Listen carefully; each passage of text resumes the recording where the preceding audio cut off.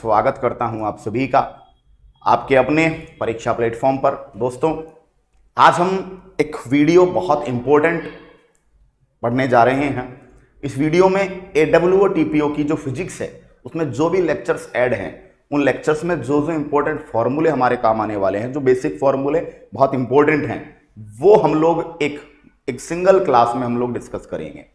Fast forward speed के अंदर हम लोग इसको पढ़ेंगे, यानी कि जितने भी फॉर्मूले, जितने भी सूत्र पूरी फिजिक्स में AWO एंड TPO के अंदर आने वाले हैं आपके काम, वो सारे फॉर्मूले इस अकेली क्लास में आपको मिलेंगे। ये सीरीज या ये वीडियो आपकी बहुत हेल्प करने वाला है आगे चल के जब आप रिवाइज करेंगे चीजों को। क्यों? क्योंकि न्यूमेरिकल्स के लिए तो फॉर्मूला सबसे पहली डिमांड होती है। ठीक है, तो आइए विदाउट एनी डिले करते हैं स्टार्ट।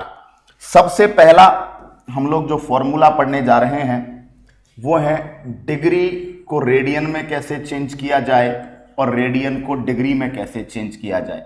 तो degree to radian and then radian to degree.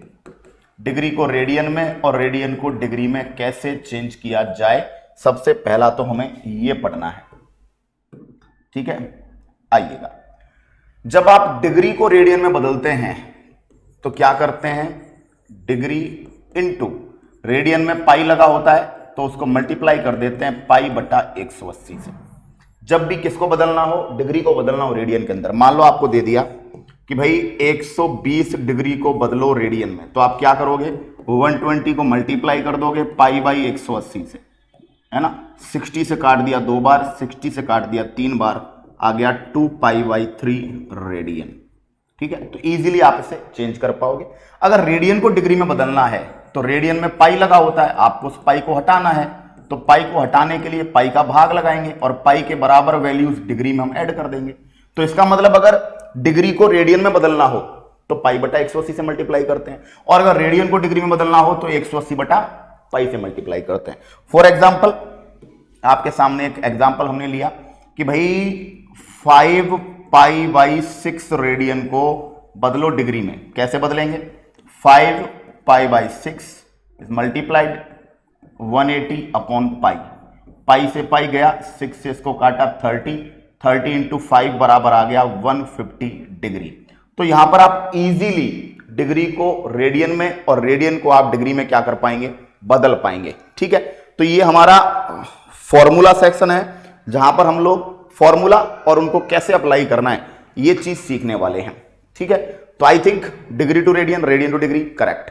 दूसरी बात, हम जब 10 की पावर की बात करते हैं, पावर ऑफ 10 की पावर, तो पॉजिटिव पावर्स को क्या क्या कैसे कैसे लिखते हैं इसकी ट्रिक बताई जाती है क्लास में। पॉजिटिव पावर्स को हम लोग 10 की पावर 1 को बोलते हैं डेका, 10 की पावर 2 को बोलते हैं हेक्टो, 10 की पावर 3 को बोलते हैं किलो, 10 की पावर 6 को बोलते हैं मेगा, 10 की पावर 9 को बोलते हैं क्या, गीगा, 10 की पावर 12 को बोलते हैं टेरा। ठीक है, इसी तरह पेटा एक्सा करके हम लोग पढ़ते हैं। ठीक है, जब आप नेगेटिव पावर्स की बात करते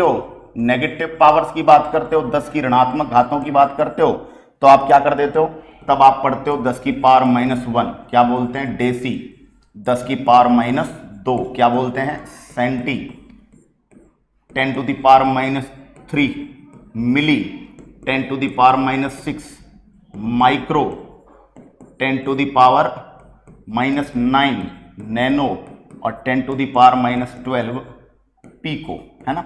अब कई बार क्या होता है, इनमें एक दूसरे का कन्वर्जन पूछ लेता है। भाई ये नंबर आप किसी भी फिजिकल क्वांटिटी के आगे लगा सकते हो, मतलब चार्ज के लिए लिखना है तो kilo coulomb, giga coulomb, mega coulomb, tera coulomb, milli coulomb, micro coulomb, deci coulomb, nano coulomb, pico coulomb. Current के लिए लिखना है, एम्पियर के लिए nano ampere, tera ampere, kilo ampere, mega ampere, milli ampere, micro ampere. द्रव्यमान mass के लिए microgram, milligram, megagram, kilogram, है ना। ठीक है, वाट के लिए, शक्ति के लिए किलोवाट, माइक्रोवाट, मेगावाट, गीगावाट। समझ गए। तो अब आपको क्वेश्चन दे दिया, मान लीजिए क्या क्वेश्चन दे दिया कि आपको बोला गया कि 1 किलोग्राम को मिलीग्राम में बदलो या माइक्रोग्राम में, 1 किलोग्राम को माइक्रोग्राम में बदलो। अब ऐसा क्वेश्चन आ गया, है ना, सेम यूनिट में ही कन्वर्जन होगा हमेशा, मतलब मास को मास में कन्वर्ट करवाएगा, पावर को पावर में, ठीक है, एम्पियर को एम्पियर में, मतलब सेम यूनिट में कन्वर्जन होगा, केवल नंबर्स का लफड़ा है। जैसे यहां पे क्या कह दिया है, किलो, यहां पे क्या कह दिया, माइक्रो।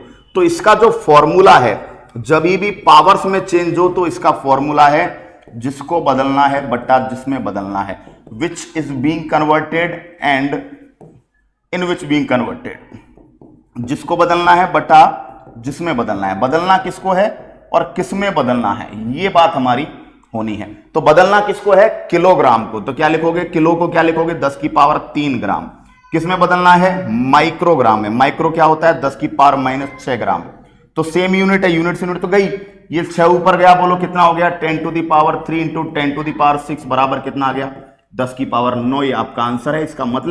इसका मतलब है कि 1 किलोग्राम में 10 की पावर 9 क्या होते हैं, माइक्रोग्राम होते हैं। तो सीधा जुगाड़ इस तरह के क्वेश्चन को अटेम्प्ट करने का, वो भले ही आपको दे देता कि गीगावाट को मेगावाट में बदलो, ठीक है, तो आप क्या करोगे, गीगावाट को बदलना है मेगावाट में, किसको बदलना है, गीगावाट को, किसमें बदलना है, मेगावाट में, ठीक है, बस आंसर आ जाएगा। ये 6 ऊपर जाके माइनस का हो जाएगा, 9 में से 6 घट जाएगा, आंसर आ जाएगा 10 की पावर 3।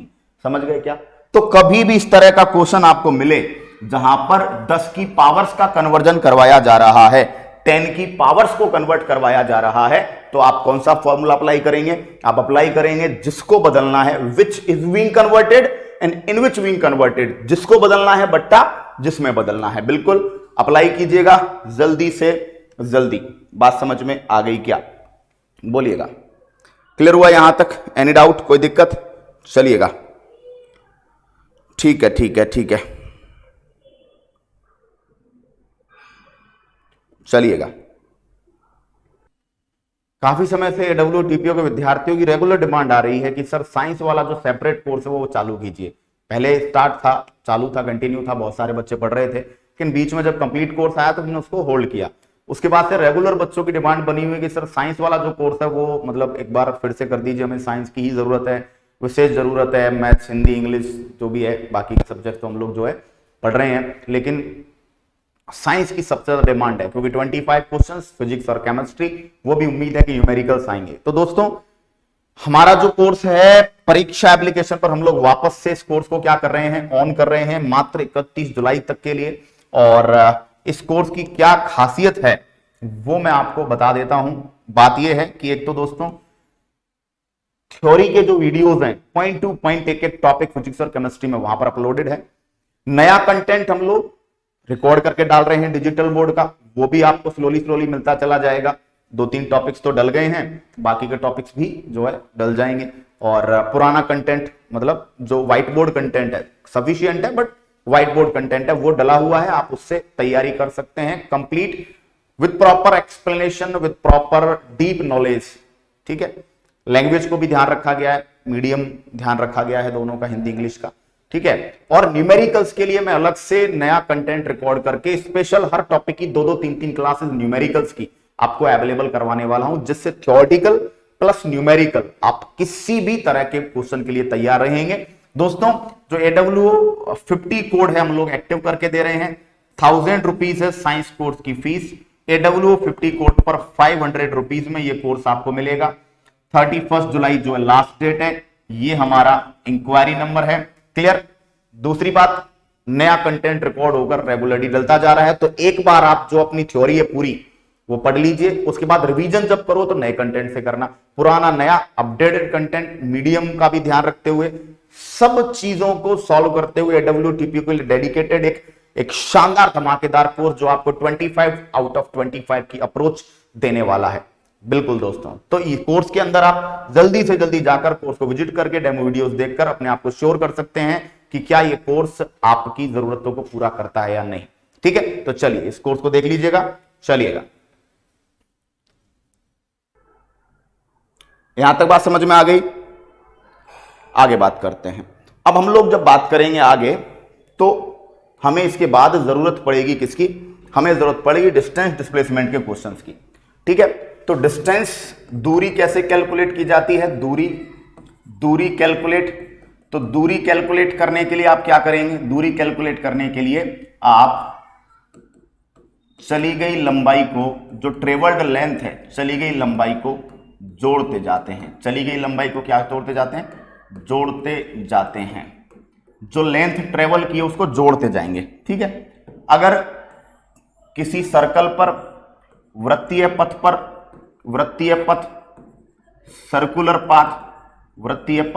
सर्कुलर पाथ पर n चक्कर लगाए जा रहे हैं, n साइकिल्स, तो दूरी बताइए, डिस्टेंस। तो बेटा डिस्टेंस कैसे बताएंगे?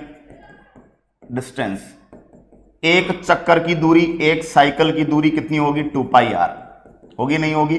तो बताओ n साइकिल्स की स्पीड क्या हो जाएगी? n into 2πr। समझ गए क्या? इस तरह आप क्या निकाल लोगे? डिस्टेंस निकाल लोगे। विस्थापन की बात करते हैं, डिस्प्लेसमेंट की बात करते हैं। तो डिस्प्लेसमेंट कैसे निकाला जाता है? डिस्प्लेसमेंट आपका निकाला जाता है, विस्थापन आपका निकाला जाता है किससे? प्रारंभिक व अंतिम बिंदु का सीधा अंतर। प्रारंभिक व अंतिम बिंदु का सीधा अंतर, अंतिम बिंदु का सीधा अंतर, यानी कि direct difference between primary, direct difference between initial and final point. जो इनिशियल और फाइनल पॉइंट है उनका डायरेक्ट क्या निकालना है? आपको अंतर निकालना है, ठीक है। तो आपसे पूछा जाए सर्कुलर पाथ पर डिस्टेंस, आपसे पूछा जाए वृत्तीय पथ पर दूरी, तो आपने 2πr निकाल ली, लेकिन वृत्तीय पथ पर n चक्कर, वृत्तीय पथ पर n चक्कर लगाए, n चक्कर। अब आपको क्या करना है? विस्थापन पता करना है। कितने भी चक्कर लगाओ, विस्थापन 0। क्यों? क्योंकि जब आप साइकिलिंग कर रहे हो तो जहां से जा रहे हो वहीं आ रहे हो, जहां से जा रहे हो वहीं आ रहे हो। तो जो आपका फाइनल पॉइंट है वही है जो इनिशियल पॉइंट है। मतलब जहां से आपने गति स्टार्ट की, चक्कर लगा के आप वहीं आ रहे हो, तो जहां से आपने मोशन स्टार्ट की है आप वहीं आ रहे हो, तो आपका प्रारंभिक बिंदु, आपका अंतिम बिंदु उसी जगह है। तो आपका जो डिस्प्लेसमेंट है वो क्या बताइए? 0, ठीक है। तो डिस्प्लेसमेंट के लिए क्या करते हैं? विस्थापन के लिए क्या करते हैं हम लोग जो इनिशिएशन पॉइंट है और जो एंड पॉइंट है, जो फाइनल पॉइंट है, उनका डायरेक्ट क्या निकालते हैं? सीधा हम लोग क्या निकालते हैं? डिफरेंस निकालते हैं। उससे हम लोग डिस्प्लेसमेंट को कैलकुलेट करते हैं, ठीक है। तो जल्दी से जल्दी आप क्या करिएगा? इसका स्क्रीनशॉट लीजिएगा, ताकि मैं आपको डिस्प्लेसमेंट के कुछ और जो कंडीशंस है वो मैं आपको बताऊं, ठीक है। नेक्स्ट देखिएगा, डिस्प्लेसमेंट में जैसे रीजनिंग में भी क्वेश्चंस आते हैं कि एक पॉइंट है, यहां से पहले बंदा ईस्ट की ओर चला, पूर्व की ओर चला, कितना? 8 किलोमीटर, है ना। और फिर जो है वो आपका नॉर्थ उत्तर की ओर चला गया 6 किलोमीटर। ये ए है और ये बी है। अब बताइए डायरेक्ट डिस्टेंस, डिस्प्लेसमेंट कह सकते हो, डिस्प्लेसमेंट निकालना है। अब देखो यहां डिस्टेंस के लिए क्या करोगे? डिस्टेंस के लिए तो जोड़ते जाओगे, दूरी के लिए तो पहले 8 चला, फिर 6 चला, 8 और 6 कितना हो गया? 14 किलोमीटर। लेकिन डिस्प्लेसमेंट निकालना है, विस्थापन निकालना है, तो क्या करोगे? विस्थापन निकालना है तो डायरेक्ट डिफरेंस निकालोगे। तो बताओ क्या लगा देंगे? पाइथागोरस लगाएंगे। 8 का स्क्वायर 6 का स्क्वायर इन रूट, है ना। 8 का स्क्वायर 6 का स्क्वायर इन रूट। बताओ कितना आ जाएगा? 10 किलोमीटर आएगा, नहीं आएगा? तो डिस्प्लेसमेंट कितना हो गया? यहाँ पे 10 किलोमीटर हो गया। समझ पा रहे हैं मेरी बात? ठीक है। तो ऐसे आपको दिया जाता है, मान लीजिए आप इस पॉइंट से ए है, यहां से पहले आप नीचे की ओर आ गए 12 किलोमीटर साउथ, है ना, और फिर आप चले गए 5 किलोमीटर वेस्ट, 5 किलोमीटर पश्चिम की ओर, है ना। अब आपसे पूछ रहा है डिस्टेंस, डिस्प्लेसमेंट। बी पे आ गए तो यहां से यहां तक आ गए। बताओ दूरी, डिस्टेंस क्या होगी? बोलो। डिस्टेंस यहां पे होगी, दूरी यहां पे होगी 12 + 5 = 17 किलोमीटर। लेकिन जो डिस्प्लेसमेंट है, जो विस्थापन है, वो डायरेक्ट से निकाला जाएगा। और डिस्प्लेसमेंट आप अच्छे से जानते हैं कि यहां पर 12 का स्क्वायर क्या करेंगे? 12 का स्क्वायर + 5 का स्क्वायर इन रूट, है ना, इन रूट। बताओ 144 और 25 169 13 किलोमीटर। आंसर आ गया आपका कितना? 13 किलोमीटर। ठीक है। तो इस तरह से आप डिस्टेंस, डिस्प्लेसमेंट के जो कंसेप्ट्स हैं आप उनको अप्लाई कर सकते हैं। बहुत ही बेसिक सा फॉर्मूला है। ठीक है। चलिए अब हमें मोशन में ही अभी बहुत सारे फॉर्मूले क्या करने पढ़ने, आइए देखेंगे। चलिए अब हमें बात करनी है चाल के बारे में, वेग के बारे में। तो आइए, चाल, चाल होती है स्पीड, स्पीड, चाल, चाल बराबर होता है दूरी बट्टा समय। दूरी बट्टा समय का मतलब हो गया डिस्टेंस अपॉन टाइम। कह सकते हो प्रति सेकंड चली गई दूरी, डिस्टेंस ट्रेवल इन 1 सेकंड, ये क्या हो गया यहां पर, चाल।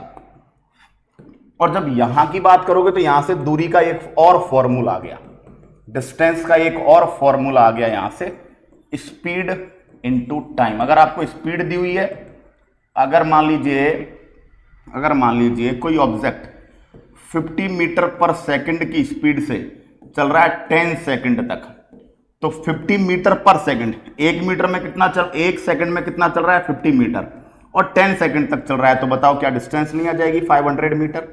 आएगी नहीं आएगी, बोलो। ठीक है, तो यहीं से एक और फॉर्मूला डिस्टेंस का निकल कर आ जाता है। जब आप बात करेंगे डिस्प्लेसमेंट, जब आप बात करेंगे विस्थापन, तो उसके लिए आप पहले वेलोसिटी का फॉर्मूला पढ़ेंगे। वेलोसिटी होता है वेग, और वेग बराबर होता है विस्थापन बट्टा समय, विस्थापन बट्टा समय, डी वेक्टर अपॉन टी।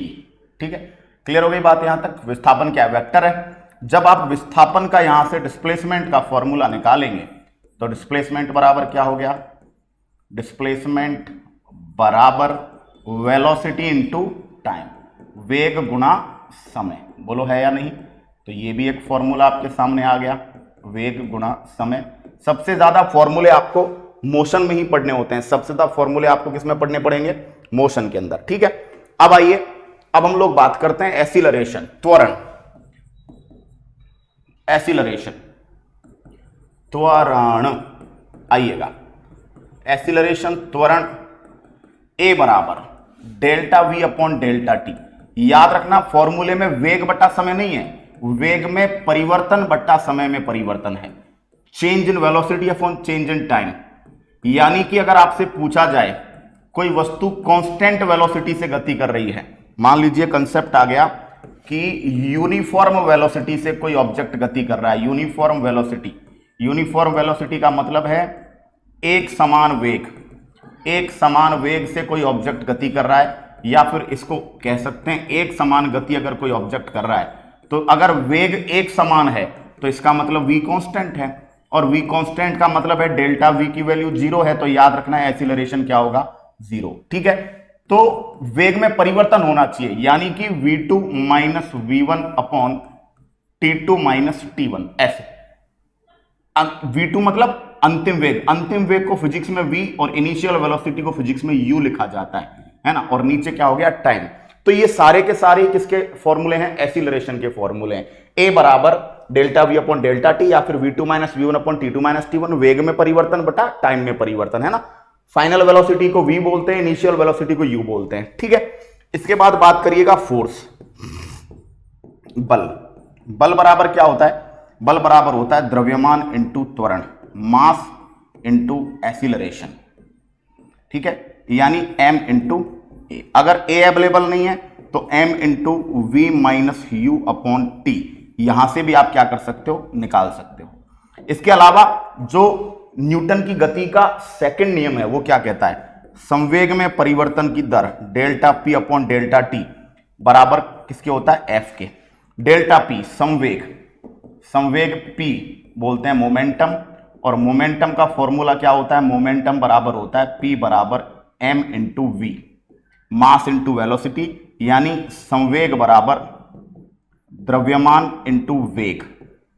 अब एक बात बताइए, किसी भी वस्तु के संवेग में टाइम के साथ परिवर्तन की दर, एक बात बताइए, मोमेंटम चेंज हो रहा है तो गति करती वस्तु का मास तो चेंज हो नहीं सकता, कि कोई वस्तु गति कर रही है, गति कर रही थी, स्टार्ट में 10 किलो की थी, बाद में 5 किलो की हो गई, कैसे हो जाएगा, है ना। लेकिन वेलोसिटी चेंज हो सकती है।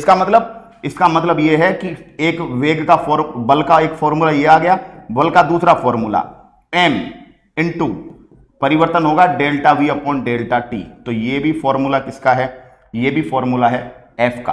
अच्छा, F बराबर delta P upon delta T का मतलब है संवेग में परिवर्तन, तो P2 minus P1 upon T2 minus T1। ये भी किसका फॉर्मूला है? बल का ही फॉर्मूला है। भाई आप जानते हैं कि संवेग का फॉर्मूला, मोमेंटम का फॉर्मूला क्या होता है? P बराबर m इंटू वी।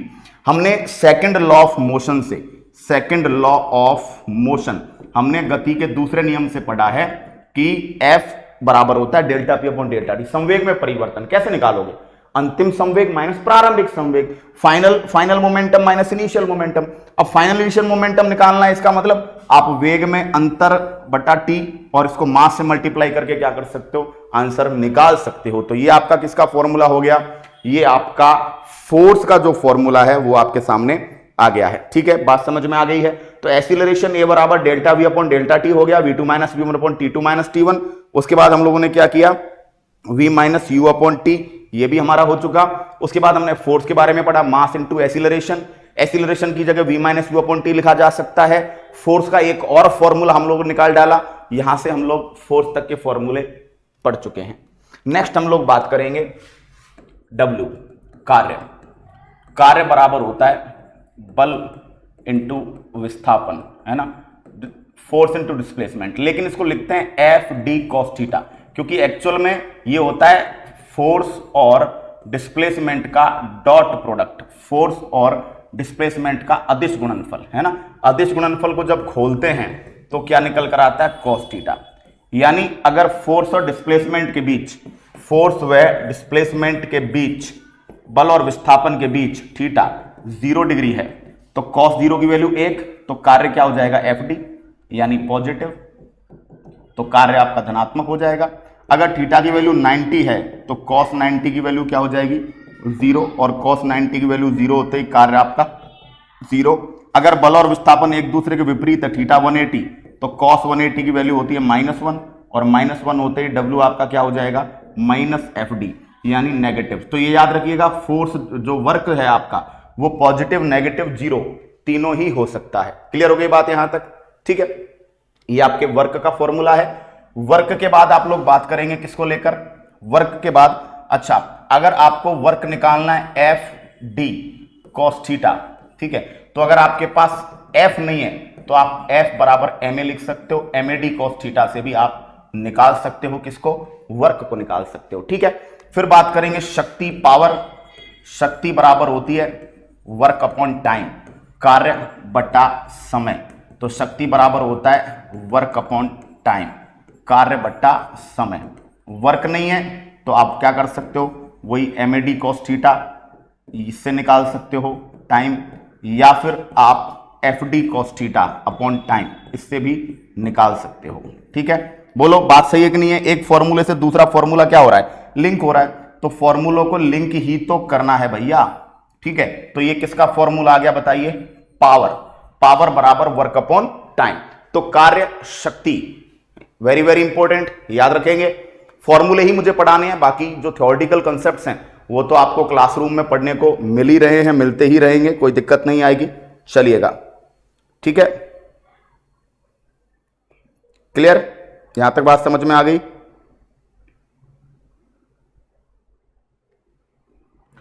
है ना? अब आगे बात कर लें। चलिए आगे बात करते हैं। आगे बात आएगी एनर्जी। एनर्जी, अब एनर्जी के दो टाइप्स आप मैकेनिक्स में पढ़ते हो, काइनेटिक एनर्जी और पोटेंशियल एनर्जी, है ना। काइनेटिक एनर्जी हो गई आपके गतिज ऊर्जा, और पोटेंशियल एनर्जी जो हो गई वो आपके स्थितिज ऊर्जा, है ना, स्थितिज ऊर्जा। देखिएगा, काइनेटिक एनर्जी के बराबर half m v square. M क्या है? यहां पर मास है, और वी क्या है? वेलोसिटी, वेग है। अगर संवेग के पदों में लिखना है के बराबर पी स्क्वायर बाई 2m। ये फॉर्मूला क्या है? पी बराबर हो गया मोमेंटम, संवेग, है ना, और जो m हो गया वो क्या हो गया बताइए? मास।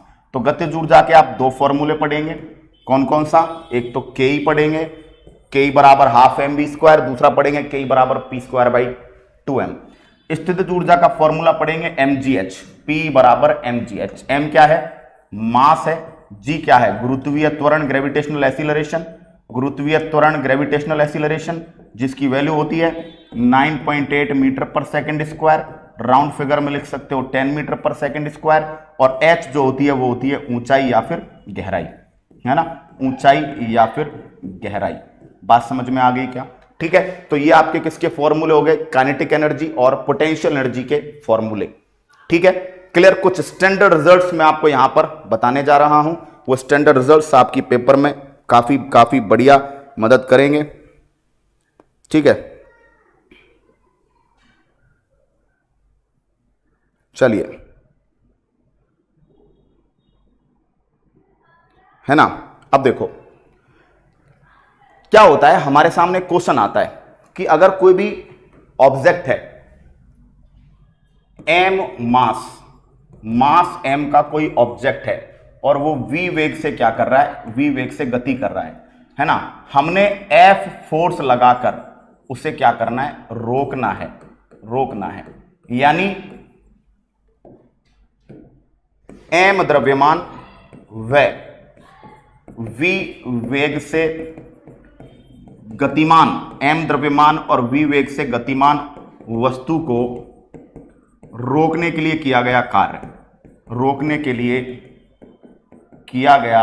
कार्य, m द्रव्यमान और v वेग से गतिशील वस्तु को रोकने के लिए जो कार्य करोगे वो किसके बराबर होना चाहिए? गतिज ऊर्जा के बराबर होना चाहिए। भाई गतिज ऊर्जा है तब तक वो गति कर रहा है, हमें उसको रोकना है तो हमें उसकी काइनेटिक एनर्जी को जीरो करना पड़ेगा। इसका मतलब वर्क बराबर क्या होना चाहिए? Half mv square. अब वर्क लगा रहे हो तो आप क्या कर रहे हो? फोर्स इंटू डिस्प्लेसमेंट, बल लगा रहे हो, विस्थापन आपको प्राप्त करना है, बराबर हाफ mv स्क्वायर। अब आप कहोगे कि ये फॉर्मूले का यूज कहां आएगा? किस तरह क्वेश्चन आएगा? क्वेश्चन आपसे पूछेगा m द्रव्यमान की v वेग की वस्तु को आपने क्या किया?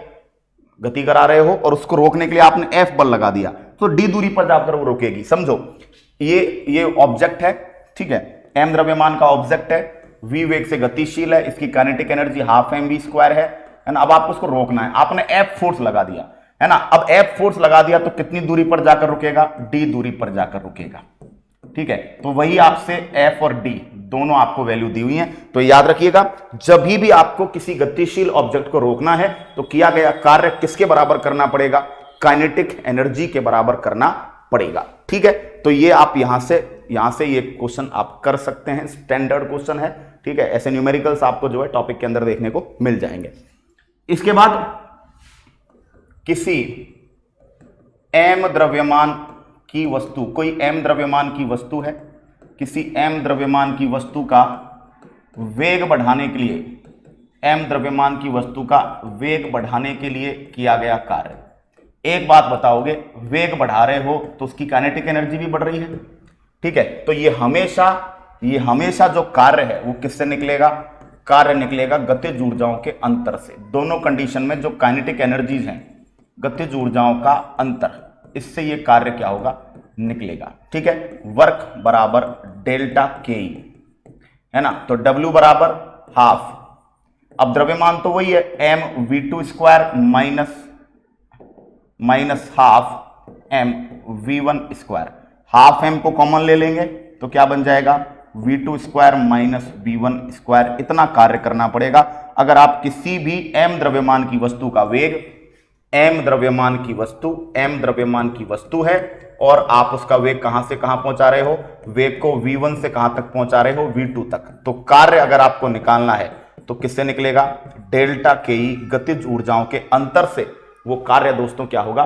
कैलकुलेट होगा। ठीक है, ये कंसेप्ट आपके बेहद काम आने वाला एग्जाम में। ठीक है, तो आप किया गया कार्य यहां से क्या कर पाएंगे? कैलकुलेट कर पाएंगे। ठीक है, क्लियर हो गई बात यहां तक, है ना। चलिए, ठीक है, बात समझ में आ गई क्या? कोई दिक्कत? चल गया यहां तक काम? अब आगे बात कर लेते हैं भाई साहब, देखिए जरा। ठीक है, इसके बाद हम लोग बात कर रहे हैं, जैसे अभी हमने बात की थी मोमेंटम,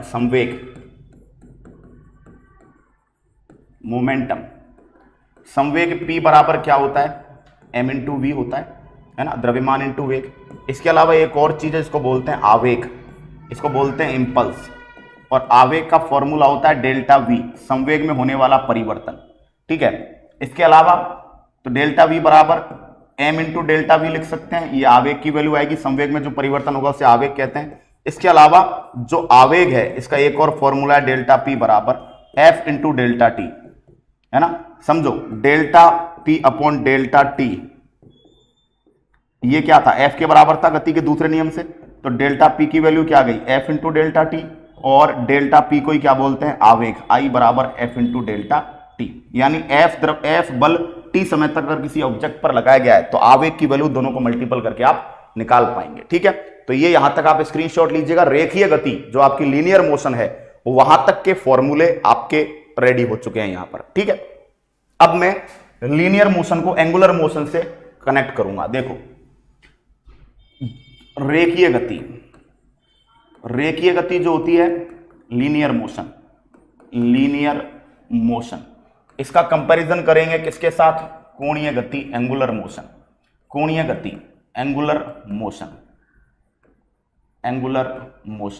अब मैं आपको कुछ चीजें यहां पे बता देता हूं, देखिएगा, क्योंकि ये बहुत काम के कंसेप्ट हैं, ये लिंक कर गए अगर आप तो आपको दिक्कत किसी भी तरह की नहीं आएगी, लिंक नहीं कर पाए नुकसान खाओगे। देखो, यहां पे जो विस्थापन होता है जिसको हम मीटर में पढ़ते हैं उसकी जगह पर यहां पे कोणीय विस्थापन एंगुलर डिस्प्लेसमेंट होता है। भाई कोणीय गति कोणीय पथ पर होती है, तो एंगुलर विस्थापन का मतलब है डी थीटा का मतलब है θ2 माइनस θ1, और इसकी यूनिट क्या लिखते हैं, रेडियन। ठीक है, क्लियर हो गई बात। वेग, रेखीय वेग, लीनियर वेलोसिटी, रेखीय वेग v बराबर होता है d अपॉन टी, मीटर पर सेकंड। तो यहां पे होता है कोणीय वेग एंगुलर वेलोसिटी, और कोणीय वेग को लिखते हैं ओमेगा बराबर कोणीय विस्थापन D theta upon D T को क्या लिखते हैं, रेडियन पर सेकंड, है ना। रेडियन की कोई डायमेंशन नहीं लिखते, आपको पता है, तो यहां तो डायमेंशन L1 T-1 बन जाती है ना, लेकिन यहां डायमेंशन में रेडियन को तो लिखोगे नहीं, T1 ऊपर जाएगा, डायरेक्ट क्या आएगा, T-1। क्लियर, तो याद रखना इस बारे में, ये बहुत खास बात है। ठीक है, एक रिलेशन बीच में मैं आपको बता देता हूं, ये बड़े काम की रिलेशन आप पढ़ेंगे। देखिए, एक रिलेशन बीच में बता देता हूं आपको कि जो आपका v होता है रेखीय वेग, वो कोणीय वेग और त्रिज्या के गुणनफल से निकाला जाता है।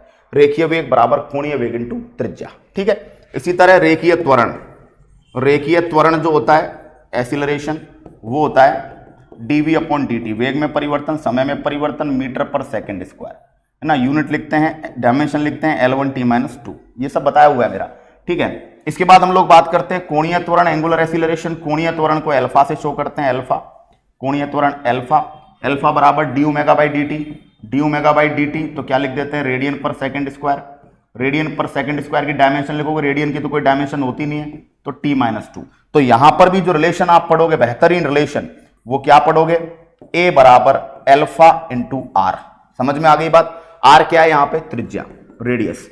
ठीक है, तो क्या पढ़ेंगे, ध्यान रखिएगा, रेखीय वेग बराबर कोणीय वेग इंटू त्रिज्या, लीनियर वेलोसिटी बराबर एंगुलर वेलोसिटी इंटू रेडियस, है ना। इसी तरह लीनियर एक्सीलरेशन बराबर एंगुलर एक्सीलरेशन इंटू रेडियस। ये एक दूसरे के बीच का क्या है, रिलेशन है। वो बेहतरीन अप्रोच के साथ आप याद रखेंगे कि रेखीय गति में विस्थापन होता है, कोणीय गति में इसकी जगह क्या होता है, कोणीय विस्थापन होता है, एंगुलर डिस्प्लेसमेंट होता है, उसकी वैल्यू डी θ2 माइनस θ1 से निकाली जाती है ना। रेखीय वेग कोणीय वेग का रिलेशन, रेखीय त्वरण कोणीय त्वरण का रिलेशन आप जरूर याद रखेंगे। अब एक मेरी बात बताओ, ये सर्कल है ना, इस सर्कल पर एक चक्कर लगाया आपने, एक चक्कर, तो रेखीय वेग v, बेटा देखो समझना, रेखीय वेग v, बताओ एक चक्कर में दूरी कितनी चली, 2πr, है ना, अपॉन टाइम कितना लगा एक चक्कर में, आवर्तकाल t के बराबर। ठीक है, क्लियर हो गई बात। t क्या है बताओ, t को बोलते हैं आवर्तकाल, टाइम ऑफ सर्कुलेशन या टाइम ऑफ रोटेशन, है ना। एक चक्कर का समय जो होता है वो t कहलाता है, आवर्तकाल। ठीक है, कोणीय वेग निकालो। अब एक बात बताओ, रेखीय वेग में तो एक चक्कर में 2πr दूरी चली है, लेकिन कोणीय वेग किससे निकाला जाएगा, omega D theta upon D T. एक बात बताओ, एक चक्कर में तय की गई दूरी कितनी होती है, एक चक्कर में तय किया गया कोणीय विस्थापन 2π रेडियन, तो क्या होगा बोलो, 2π बाई टी। अब जरा गौर करो, ओमेगा है 2π बाई टी और v है 2πr बाई टी, है ना। अगर इसी में n चक्कर होते, एक की जगह n चक्कर होते, तो दोस्तों v की वैल्यू क्या हो जाती 2 पाई r n अपॉन टी, और ओमेगा की वैल्यू हो जाती 2 पाई n अपॉन टी, अगर n चक्कर होते तो। बोलो है कि नहीं। तो यहां से क्या पता चल गया, यहां से हमें पता चल गया कि अगर आपको v निकालना है तो ओमेगा को r से मल्टीप्लाई करो, तो v बराबर ओमेगा इंटू आर, ए बराबर एल्फा इंटू आर। ये दोनों रिलेशन यहीं से निकल के आते हैं। और यहां से एक और रिलेशन निकल के आ जाता है कि कोणीय वेग जो है ये आवर्तकाल का व्युत्क्रमानुपाती है। कोणीय वेग आवर्तकाल, इसका मतलब अगर चक्कर लगाने की स्पीड ज्यादा होगी तो दोस्तों चक्कर लगाने का टाइम क्या हो जाएगा, घट जाएगा। और ये तो कॉमन सेंस भी है ना। अगर सर्कुलेशन की स्पीड बढ़ेगी तो दोस्तों एक सर्कुलेशन का जो टाइम है वो क्या हो जाएगा, घट जाएगा। ये बहुत कॉमन सी बात है। ठीक है, क्लियर हुई बात यहां तक। तो जल्दी से जल्दी आप क्या करेंगे, स्क्रीनशॉट ले लेंगे इसके बारे में। ठीक है, क्लियर। दूसरी बात, जब आप कोणीय गति पर जाते हैं तो जब आप किसी वृत्तीय पथ पर गति करते हैं, सर्कुलेशन जब आप वृत्तीय गति करते हैं, कोई ऑब्जेक्ट किसी वस्तु को केंद्र मानकर, इसको सेंटर मानकर इसके चारों तरफ क्या करता है, चक्कर लगाता है ऑब्जेक्ट, है ना। तो उस पर दो फोर्स काम करते हैं। एक फोर्स जो काम करता है उसको बोलते हैं सेंट्रीफ्यूगल, जो बाहर की तरफ काम करता है उसको बोलते हैं अपकेंद्रीय बल, और जो अंदर की ओर काम करता है उसे बोलते हैं सेंट्रीपीटल। सेंट्रीपीटल को बोलते हैं अभिकेंद्रीय बल। दोनों बल बराबर साइज के होते हैं, बराबर वैल्यू के होते हैं। F अभिकेंद्रीय बराबर F अपकेंद्रीय बराबर mv² बाई r, है ना। m क्या है, m आप जानते हैं मास, v क्या है वेलोसिटी, r क्या है रेडियस, है ना। एक बात मुझे बताओ, अगर ये दोनों फोर्स एक ही वस्तु पर लग रहे हैं तो F नेट जो परिणामी बल है वो क्या हो जाएगा, 0। और परिणामी बल 0 है तो दोस्तों कार्य भी क्या आएगा, 0। इसीलिए वृत्तीय पथ पर कार्य, इसलिए work done on circular path, दुनिया में कहीं पर भी अगर आपसे वृत्तीय पथ पर कार्य पूछ रहा है हमेशा उत्तर क्या दोगे, 0, चाहे कैसी भी परिस्थितियां हो। अच्छा, ये वृत्तीय गति है, वृत्तीय पथ पर त्वरण का मान आपसे पूछता है। बताओ ये बल है F बराबर mv² बाई r, बोलो है कि नहीं। अच्छा, F बराबर ही क्या होता है, m इंटू ए, ये भी होता है नहीं होता। तो जरा अगर आप गौर करेंगे तो m के बराबर हो गया, इसका मतलब v² बाई r की वैल्यू किसके बराबर है, a के बराबर। तो याद रखना, अगर आपसे पूछा जाए कि वृत्तीय गति में त्वरण का मान बताइए, वृत्तीय गति में एक्सीलरेशन का मान बताइए, तो आप क्या पढ़ेंगे, a बराबर v² बाई r, है ना। ये कंपैरिजन किया देखो हमने, है ना। F बराबर mv² बाई r है और F बराबर ही होता है ma, तो इसका मतलब a की कंपैरिजन आप किससे करेंगे, v² बाई r से करेंगे। तो आप ये रिलेशन यहां पर इनका निकाल के ले आएंगे। बोलो हाँ या ना। तो ये वृत्तीय गति में आपने कंसेप्ट याद किया। ठीक है, वृत्तीय गति के बाद आप घूर्णन गति की बात करेंगे। तो जो कोणीय गति होती है उसमें द्रव्यमान जो होता है, द्रव्यमान मास,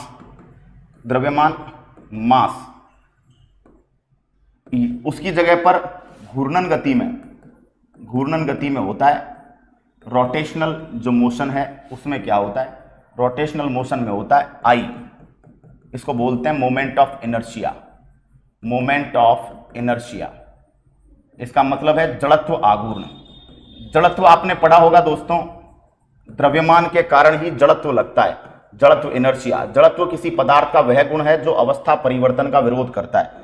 तो यहां पर जड़त्व की जगह क्या होगा, मोमेंट ऑफ इनर्शिया। कोई ऑब्जेक्ट है, इस एक्सिस पर घूर्णन कर रहा है और उस ऑब्जेक्ट का जो है m द्रव्यमान है और उस ऑब्जेक्ट की रेडियस क्या है, r।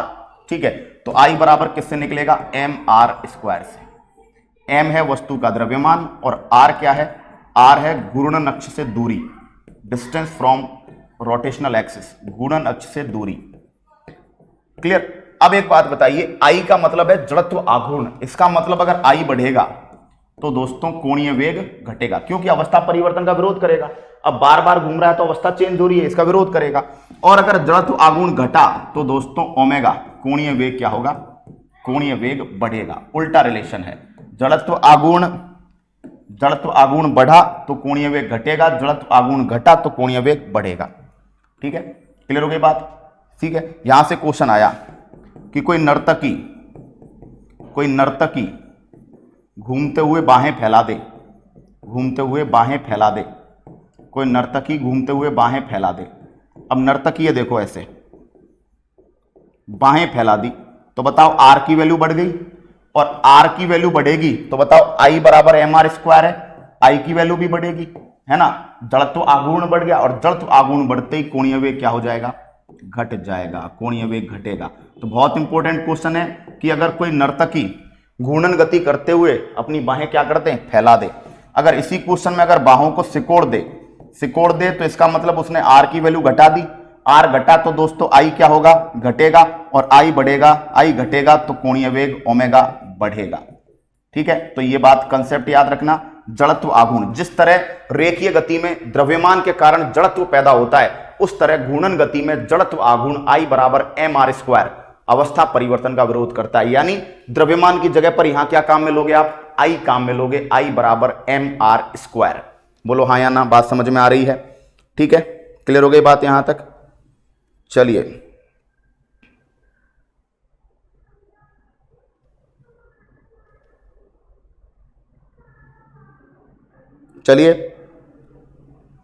क्लियर हो गई बात यहां तक। ठीक है, अब कुछ चीजें कनेक्ट करते हैं। देखिए, जैसे रेखीय गतिज ऊर्जा, लिंक करिएगा, रेखीय गतिज ऊर्जा, रेखीय गतिज ऊर्जा के ई बराबर क्या होती है, हाफ एम वी स्क्वायर, है ना। तो आपको चाहिए कोणीय गतिज ऊर्जा। अब जरा गौर करो, कोणीय गतिज ऊर्जा, कोणीय गतिज ऊर्जा के लिए क्या करोगे बेटा, के ई। बताओ, द्रव्यमान की जगह कोणीय गति में क्या होता है, जड़त्व आघूर्ण, हाफ आई जड़त्व आघूर्ण, और वेग की जगह क्या होता है, ओमेगा। ठीक है, ये हो गया हाफ आई ओमेगा स्क्वायर। समझ में आ गई बात। द्रव्यमान एम की जगह यहां पे जड़त्व आघूर्ण होता है और वी की जगह यहां पे कोणीय वेग होता है, एम ओमेगा स्क्वायर। इसी तरह रेखीय संवेग लीनियर मोमेंटम क्या होता है, रेखीय संवेग P बराबर होता है m इंटू वी। तो कोणीय संवेग एंगुलर मोमेंटम, कोणीय संवेग को किससे शो करते हैं, J बराबर, बताओ m की जगह आएगा I और v की जगह आएगा ओमेगा, तो I ओमेगा। बात समझ में आ रही है। तो चीजें लिंक करने का खेल है पूरा, I इंटू ओमेगा। ठीक है, तो यह बात आपको याद रखना है कि रेखीय गति में, रेखीय कोणीय, रेखीय गति में विस्थापन है, उसकी जगह कोणीय गति में कोणीय विस्थापन है। रेखीय गति में वेग है, यहां पे ओमेगा है। रेखीय गति में ए है, यहां पे अल्फा है। रेखीय गति में द्रव्यमान है, यहां पे उसकी जगह क्या है बताओ, जड़त्व आघूर्ण है। ठीक है, बात समझ में आ गई, क्लियर, समझ में आ गया यहां तक। इनके बीच का रिलेशन क्या है, इनके बीच का रिलेशन क्या है बोलो, इनके बीच का रिलेशन है V बराबर ओमेगा इंटू आर। इनके बीच का रिलेशन है A बराबर अल्फा इंटू आर। ठीक है, और I बराबर क्या है, एम आर स्क्वायर। ठीक है, तो रिलेशन शायद आप कनेक्ट कर पा रहे होगे। ठीक है, V बराबर ओमेगा इंटू आर। ठीक है, क्लियर हुई बात यहां तक। इसके बाद एक और फॉर्मूला पढ़ेंगे आप, बल आघूर्ण टॉर्क, बल आघूर्ण टॉर्क, बल आघूर्ण टॉर्क, और टॉर्क का फॉर्मूला है F vector cross R vector, यानी F R sine theta. F क्या है, F तो फोर्स है, F तो फोर्स है, और R क्या है, लंबाई है, क्रिया रेखा की लंबाई। तो ये बल आघूर्ण का फॉर्मूला है, F बराबर, इसको ऐसे शो करते हैं। ठीक है, तो टॉर्क बराबर F R sine theta, F vector cross R vector, इनका सदिश गुणनफल होता है एफ आर साइन थीटा। ये बल आघूर्ण का फॉर्मूला है। तो यहां पर हम रेखीय गति और कोणीय गति के सारे फॉर्मूले हम लोग क्या कर चुके हैं, अच्छे से पढ़ चुके हैं। ठीक है, चलिए अब दोस्तों मोशन को कंप्लीट करके और हम चलते हैं जो दूसरे टॉपिक्स हैं उनके फॉर्मूलों पर। ठीक है, तो आप देखेंगे प्रेशर का फॉर्मूला दाब बराबर होता है फोर्स अपॉन एरिया, बल बटा क्षेत्रफल, बल बटा क्षेत्रफल, फोर्स अपॉन एरिया क्या हो जाएगा दोस्तों, प्रेशर। ठीक है, घनत्व की बात करें, डेंसिटी की बात करें, डेंसिटी बराबर mass upon volume, mass upon volume, द्रव्यमान बटा आयतन। यहां से आप घनत्व निकालेंगे। ठीक है, प्रेशर का एक और फॉर्मूला है द्रवों में दाब, द्रवों में दाब, प्रेशर इन लिक्विड्स, है ना। ये मान लीजिए कोई टैंक है, पूरा भरा हुआ है लिक्विड से। ठीक है, इसकी जो गहराई है, डेप्थ, वो क्या है बताइए, डी है। तो प्रेशर बराबर होता है रो डी जी। रो क्या है, डेंसिटी, रो है घनत्व लिक्विड का, डी क्या है, गहराई, और जी क्या है, ग्रेविटेशनल एक्सीलरेशन, गुरुत्वीय त्वरण। यहां से क्लियर होता है कि जितनी ज्यादा गहराई होगी उतना ही प्रेशर ज्यादा होगा। आप कॉमन सेंस बेस पर आप समझते हैं कि किसी टैंक में 3 नल हैं ए बी सी, सी नीचे नीचे है, तो सी का जो प्रेशर है वो सबसे ज्यादा होगा। क्यों? क्योंकि सी की जो गहराई है वो क्या है बताओ, मैक्सिमम है। समझ में आ गई बात? तो किसी भी टैंक में जो नल सबसे नीचे होता है उसमें प्रेशर सबसे ज्यादा होता है। ठीक है, प्रेशर का फॉर्मूला हुआ। उसके बाद सरफेस टेंशन, पृष्ठ तनाव। सरफेस टेंशन का फॉर्मूला है T बराबर F/L। सरफेस टेंशन बराबर बल बटा लंबाई। ये किसका फॉर्मूला है? सरफेस टेंशन का फॉर्मूला है। फिर हम लोग बात करें केशिकात्व, कैपिलरिटी। किसी भी केश नली में द्रव का ऊपर चढ़ना, कैपिलरिटी का फॉर्मूला है 2T cos θ/RGD। यानी केशिकात्व सरफेस टेंशन पर डिपेंड करता है। T यहां पे क्या है, पृष्ठ तनाव। पृष्ठ तनाव सरफेस टेंशन को T से शो करते हैं। थीटा जो है वो स्पर्श कोण है, स्पर्श कोण, एंगल ऑफ कांटेक्ट। ठीक है, और आर क्या है, रेडियस, केश नली की त्रिज्या, रेडियस ऑफ कैपिलरी। केश नली की त्रिज्या को किससे शो करते हैं? हम लोग शो करते हैं किसके साथ, आर। इसका मतलब अगर केश नली की त्रिज्या घटाओगे तो दोस्तों लिक्विड ज्यादा ऊपर चढ़ेगा। ठीक है, क्यों? क्योंकि एक दूसरे के साथ रिलेशन कैसा, उल्टा है ना। डी क्या है, द्रव की गहराई, द्रव का घनत्व, डेंसिटी। इसका मतलब है पारा जो है उसकी डेंसिटी ज्यादा है, डेंसिटी ज्यादा है तो उसका केशिकात्व कम होगा। ठीक है, तो क्वेश्चन आता है ये कि पानी में और पारे में, वाटर में और पारे में ज्यादा केशिकात्व किसका होगा? तो वाटर की डेंसिटी कम होती है इन कंपैरिजन ऑफ मरकरी। ठीक है, तो वाटर की डेंसिटी कम है, कैपिलरिटी ज्यादा होगी, वाटर का जो घनत्व कम है ना। इसी तरह पारे का घनत्व ज्यादा है तो उसका केशिकात्व क्या होगा, कम। वाटर की डेंसिटी कम तो केशिकात्व ज्यादा, डेंसिटी कम केशिकात्व ज्यादा, डेंसिटी ज्यादा केशिकात्व कम। ठीक है, तो ये आपके फ्लूइड डायनामिक्स के फॉर्मूले हैं। प्रेशर बराबर फोर्स अपॉन एरिया, डेंसिटी बराबर मास अपॉन वॉल्यूम। उसके बाद आप क्या पढ़ रहे हैं, उसके बाद बात कर रहे हैं सरफेस टेंशन, पृष्ठ तनाव, T बराबर F/L। ठीक है, चलिए आगे बात करते हैं। आगे आप करंट इलेक्ट्रिसिटी के फॉर्मूलों पर जाएंगे। ठीक है, क्योंकि कुछ ही टॉपिक है जिनमें ज्यादा फॉर्मूला की जरूरत है। करंट इलेक्ट्रिसिटी, करंट इलेक्ट्रिसिटी में सबसे पहला हम लोग बात करने वाले हैं चार्ज, आवेश। चार्ज आवेश, कुल आवेश का फॉर्मूला है Q बराबर N × E। N बराबर होता है इलेक्ट्रॉन्स की संख्या, E बराबर होता है इलेक्ट्रॉन्स का आवेश, एक इलेक्ट्रॉन का चार्ज। तो एक इलेक्ट्रॉन के चार्ज को इलेक्ट्रॉनों की संख्या से मल्टीप्लाई करते हैं तो कुल आवेश निकाल लेते हैं।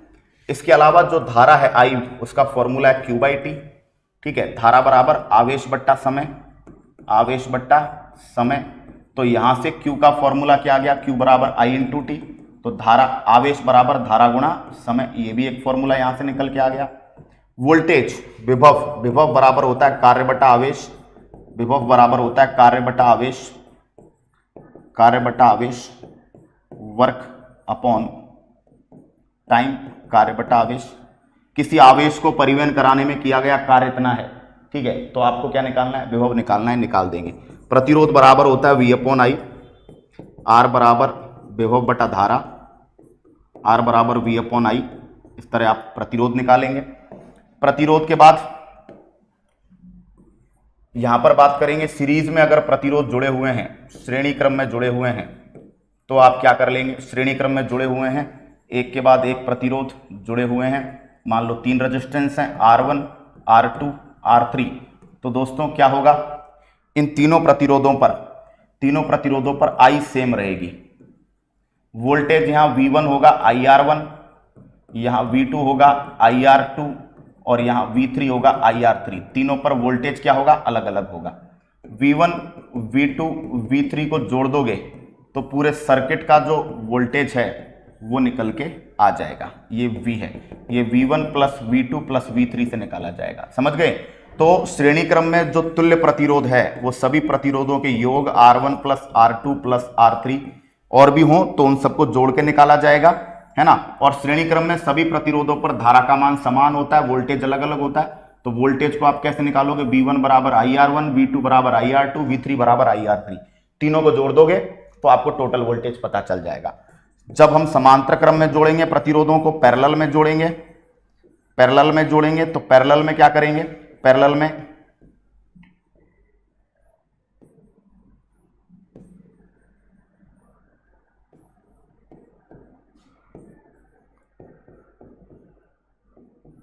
ये प्लस ये माइनस, ये धारा जाने लग गई। पैरेलल में क्या होता है दोस्तों, ये R1 है, ये R2 है, ये R3, 3 प्रतिरोध है। पैरेलल में वोल्टेज क्या रहता है, सेम रहता है। यहां पे धारा जो जाएगी I बराबर I1 वो क्या जाएगी V/R1, यहां पे जो I2 जाएगी वो क्या जाएगी V/R2, और जो I3 जाएगी वो क्या जाएगी V/R3। तीनों को जोड़ दोगे तो क्या निकल के आ जाएगी I। परिपथ का तुल्य प्रतिरोध R इक्विवेलेंट कैसे निकाला जाएगा, 1/R1 plus 1/R2 plus 1/R3, और भी हो तो जोड़ते चले जाएंगे। ठीक है, तो आप क्या कर सकते हैं, I1 बराबर V/R1, I2 बराबर V/R2, I3 बराबर V/R3। क्यों, क्योंकि श्रेणी क्रम में सभी प्रतिरोधों पर धारा का मान समान रहता है, वोल्टेज का मान अलग अलग होता है। समांतर क्रम में सभी प्रतिरोधों पर वोल्टेज सेम है, धारा अलग अलग है। तो यहां वोल्टेज कैसे निकालेंगे, V बराबर IR, वहां I कांस्टेंट है तो R1 R2 R3, IR1 IR2 IR3, इससे V1 V2 V3 निकाल लेंगे, सबको जोड़ देंगे, V निकाल लेंगे, है ना, ये प्लस ये माइनस। ठीक है, इसी तरह यहां पे क्या है, वोल्टेज सेम है, करंट अलग अलग है, तो I बराबर होता है V/R, V तो कांस्टेंट है, तो I1 निकालेंगे V/R1 से, I2 V/R2 से, R3 V/R3 से। ठीक है, तो ये करंट के फॉर्मूले हैं, चार्ज Q बराबर N × E, I बराबर Q/T, V आपका हो गया वोल्टेज। ठीक है, प्रतिरोध का फॉर्मूला हो गया R बराबर V/I। उसके बाद दोस्तों, अगर समान मान के n प्रतिरोध हैं, समान मान के n प्रतिरोध, वेरी इंपॉर्टेंट, समान मान के n प्रतिरोध हैं आपके पास, ठीक है, समान मान के n प्रतिरोध, तो इनको श्रेणी क्रम में जोड़े तो तुल्य प्रतिरोध R सीरीज आया, और इनको समांतर क्रम में जोड़े तो तुल्य प्रतिरोध R समांतर आया। तो याद रखना इनका रिलेशन, मतलब समान मान के n प्रतिरोध, 4 5 कितने भी हो सकते हैं, उनको सीरीज में भी जोड़ा और उनको फिर पैरेलल में भी जोड़ा। दोनों कंडीशन में जो इक्विवेलेंट रेजिस्टेंस आया उसकी वैल्यू आप कैसे मैनेज करेंगे, तो आप इस तरह मैनेज करेंगे, R श्रेणी बराबर n² × R समांतर। दो मास Q1 और Q2 एक दूसरे से R डिस्टेंस पर रखे हुए हैं, इनके बीच की दूरी R है, तो इनके बीच लगने वाला जो विद्युत बल है वो किससे निकाला जाएगा, F बराबर K Q1 Q2/R²। यानी कि ये कूलाम का नियम है। कूलाम का नियम कहता है कि दो आवेशों के मध्य लगने वाला बल दोनों द्रव्यमानों के गुणनफल के समानुपाती और बीच की दूरी के स्क्वायर के व्युत्क्रमानुपाती होता है। ठीक है, तो ये फॉर्मूला है कि यहाँ पे कूलाम कांस्टेंट है, कूलाम नियतांक, और कूलाम नियतांक का मान होता है, कूलाम नियतांक का मान, 1 सेकेंड, कूलाम नियतांक का मान होता है 1/4 पाई एप्सिलॉन 0। ये E0 को निर्वात की विद्युतशीलता बोलते हैं, निर्वात की विद्युतशीलता, और निर्वात की विद्युतशीलता जो होती है इसका मात्रक होता है, इसकी वैल्यू होती है 8.85 × 10⁻⁻12, और इसकी वैल्यू देखो, K की जगह 1/4 पाई E0 निकालेंगे तो इसकी यूनिट निकालनी है आपको। ठीक है, तो इसकी यूनिट जो है वो आप निकालेंगे, K की जगह 1/4 पाई, देखो F बराबर K Q1 Q2/R², तो K की यूनिट निकालेंगे, ये दोनों को मल्टीप्लाई कर देंगे, K की यूनिट न्यूटन × मीटर स्क्वायर पर कूलाम स्क्वायर, कूलाम स्क्वायर है ना। अब ये K का उल्टा है 1/4 पाई E0, तो E0 की यूनिट क्या जाएगी, coulomb square upon newton × metre square. तो इन दोनों की यूनिट्स के बारे में आप विशेष रूप से क्या करेंगे, याद रखिएगा। ठीक है, क्लियर। अब क्या करेंगे, आपको K की वैल्यू पूछी जाए तो 3 × 10⁹ है ना, न्यूटन × मीटर स्क्वायर पर कूलाम स्क्वायर। थोड़ा सा रैपिड वर्जन में चल रहे हैं, क्यों, क्योंकि मैं चाहता हूं कि आप कम से कम टाइम के वीडियो में ज्यादा से ज्यादा कंटेंट जो है वो आपको मिले, ये बात मैं चाह रहा हूं, ये मेरी इच्छा है। ठीक है, चलिए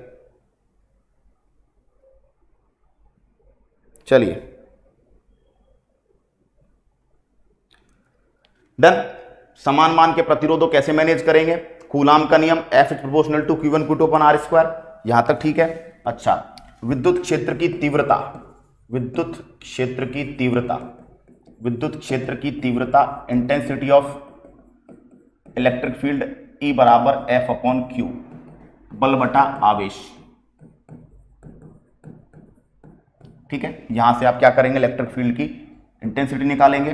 पावर P बराबर होता है V इंटू आई, विद्युत शक्ति इलेक्ट्रिक पावर, विद्युत शक्ति बराबर होता है विभवांतर इंटू धारा। एक बात बताइए, अगर मैं V की जगह IR लिख दूं तो P बराबर क्या हो जाएगा, IR इंटू आई, तो P बराबर हो जाएगा I स्क्वायर R। बोलो, ये P का फॉर्मूला आ गया। आपको पता है कि सीरीज ऑर्डर में I कांस्टेंट है, सीरीज में I कांस्टेंट है तो प्रतिरोध सीधे सीधे शक्ति एक दूसरे के समानुपाती हो गए। अगर मैं I की जगह V अपॉन R लिख देता हूं तो P बराबर V into v upon R क्या हो गया, V स्क्वायर बाई आर, और P बराबर V स्क्वायर बाई आर बन गया। तो ये भी शक्ति का फॉर्मूला है, शक्ति का फॉर्मूला है। तो आप क्या करेंगे, समांतर क्रम में V कांस्टेंट होता है, और V कांस्टेंट होता है तो P इज प्रोपोर्शनल टू क्या निकल के आएगा, R, 1 अपॉन R। मतलब श्रेणी क्रम में शक्ति प्रतिरोध के समानुपाती होती है और समांतर क्रम में शक्ति प्रतिरोध के रिवर्स प्रोपोर्शनल होती है। ठीक है, क्लियर। एक एक टॉपिक के इतने सारे फॉर्मूले आपको बता रहा हूं शक्ति का। P बराबर V इंटू आई, P बराबर आई स्क्वायर आर, और P बराबर V स्क्वायर बाई आर। तीनों फॉर्मूले किसके हैं दोस्तों, पावर के। ठीक है, इसके बाद जूल नाम के साइंटिस्ट थे, जूल का नियम, जूल नाम के साइंटिस्ट थे, उन्होंने क्या कहा कि कोई चालक तार है, उससे I मान की धारा, चालक तार का प्रतिरोध R है, R प्रतिरोध, I मान की धारा T समय तक प्रवाहित की जाती है तो चालक तार गर्म हो जाएगा। तो चालक तार में उत्पन्न ऊष्मा H, चालक तार में उत्पन्न ऊष्मा H बराबर I स्क्वायर RT से निकाली जाएगी। एक बात बताओ, I स्क्वायर R ये किसकी वैल्यू है, I स्क्वायर R ये P की वैल्यू है, P बराबर I स्क्वायर R होता है नहीं होता। तो बताओ मैं H बराबर P इंटू टी लिख दूं, शक्ति इंटू समय। अगर P को मैं VI लिख दूं तो H बराबर VIT, वोल्टेज एम्पियर टाइम। तो जो दिया हुआ है उसके हिसाब से आप क्या कर सकते हैं, ऊष्मा निकाल सकते हैं। घरों में अगर आपको बिजली की यूनिट निकालनी है, बिजली की यूनिट किसकी मात्रा होती है, विद्युत ऊर्जा की मात्रा होती है। बिजली की यूनिट किसकी मात्रा होती है, इलेक्ट्रिक एनर्जी, है ना, KWH, किलोवाट घंटा। किलोवाट घंटा बराबर होता है 3600 किलो जूल। ठीक है, किलोवाट घंटा निकालना है तो आप क्या करेंगे, यूनिट कैसे निकालेंगे, कुल वाट घंटे, कुल वाट घंटे, टोटल वाट घंटे निकालेंगे, 1000 का भाग लगा देंगे। ठीक है, इसमें हर उपकरण का अलग लेना है। मान लो पंखा है तो पंखे के वाट आवर अलग निकालने हैं। ठीक है, ट्यूबलाइट है तो ट्यूबलाइट के वाट आवर अलग निकालने हैं। ठीक है, और मान लो टीवी है तो टीवी के वाट आवर अलग निकालने हैं। सबके वाट आवर अलग अलग निकाल के और क्या करेंगे, 1000 से भाग लगा देंगे। सबके वाट आवर अलग अलग कैसे निकालोगे, मान लो दो पंखे 50-50 वाट के तो 100 वाट हो गए, है ना, और चलते हैं 8 घंटे तो हो गए 800। ये पंखों का हो गया, है ना। दो ट्यूबलाइट 100 वाट की हो गए 200, है ना, और चलती है 10 घंटे तो 2000, ये इसके हो गए, है ना। एक टीवी 300 वाट की चलती है 8 घंटे तो हो गए 2400। तो इन तीनों को जोड़ेंगे फिर 1000 का क्या लगाएंगे, भाग लगाएंगे। तो हर उपकरण का, हर इंस्ट्रूमेंट का क्या करना है आपको, अलग अलग जो वैल्यू है वो यहां पर करनी है। तो बिजली की यूनिट आप कुछ इस तरीके से, है ना, क्या कर पाएंगे, याद कर पाएंगे। ठीक है, क्लियर हो गई बात, यहां तक समझ में आ गई बिजली की यूनिट। उसके बाद हमारा जो नेक्स्ट फॉर्मूला है वो है मैग्नेटिक फोर्स। एक मैग्नेट है, इसकी पोल इंटेंसिटी m1 है, इसकी पोल इंटेंसिटी m2 है। दोनों के बीच की दूरी, चुंबक के दो ध्रुव जिनकी ध्रुव प्रबलता m1 m2 है, उनके बीच की दूरी r है। तो F चुंबकीय है, F मैग्नेटिक जो होता है वो दोनों ध्रुवों की ध्रुव प्रबलता के समानुपाती और बीच की दूरी के स्क्वायर के क्या होता है, रिवर्स प्रोपोर्शनल होता है। ये आप याद रखेंगे। उसके बाद आप याद रखेंगे चुंबकीय फ्लक्स, मैग्नेटिक फ्लक्स। चुंबकीय फ्लक्स क्या होता है, किसी सतह से गुजरने वाली चुंबकीय बल रेखाओं की संख्या फाई बराबर BA cos थीटा। B क्या है, चुंबकीय क्षेत्र की तीव्रता, intensity of magnetic field B, और A क्या है बोलो, एरिया, है ना, सरफेस एरिया। तो इन दोनों से क्या निकाला जाएगा, चुंबकीय फ्लक्स।